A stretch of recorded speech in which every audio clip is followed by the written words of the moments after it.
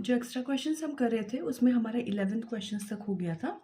ये क्वेश्चन जो है आपके एग्जामिनेशन पॉइंट ऑफ व्यू से काफ़ी इंपॉर्टेंट है, क्योंकि ये कई बार पूछे गए हैं। इसी टाइप के क्वेश्चंस आते हैं तो आपको इनकी प्रैक्टिस होनी चाहिए।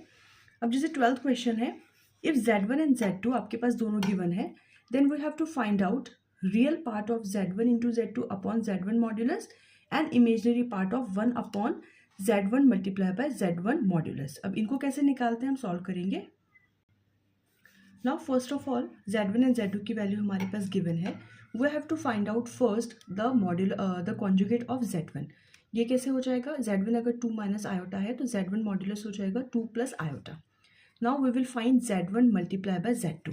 Z1 मल्टीप्लाई बाय Z2 है, ये दोनों आपके पास नंबर्स, इनका आप सिंपल मल्टीप्लीकेशन करेंगे। आयोटा स्क्वायर की जगह हमने पुट किया -1, सो इट विल बी +1, और हमारे पास Z1 Z2 का जो मल्टीप्लीकेशन आएगा वो आएगा -3 प्लस आयोटा 4। अब इसका हमें रियल पार्ट है, इसमें -3 है रियल पार्ट, और जो रियल पार्ट ऑफ Z1 है, Z1 का जो रियल पार्ट है वो है हमारे पास 2। हमें फाइंड क्या करना है, Z1 upon Z2 upon Z1 multiply by Z2 upon Z1 modulus. आपके पास इन सब की वैल्यूज़ है, हम इसकी वैल्यूज़ पुट करेंगे।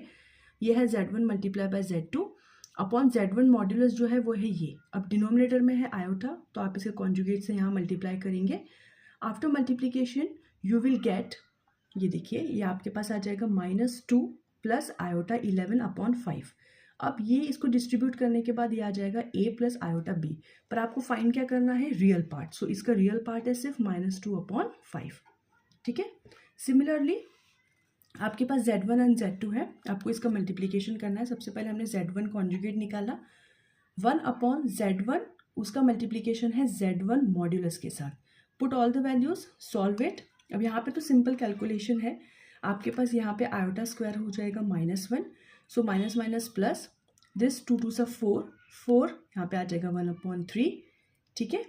अब इसमें से आपको सिर्फ फाइंड करना है इमेजनरी पार्ट। तो आप देख सकते हैं कि 1/3 आपके पास रियल नंबर है, और जो रियल नंबर होता है वो हो जाता है यहाँ पे 2 2 सा 4 प्लस 1 दैट विल बी 5।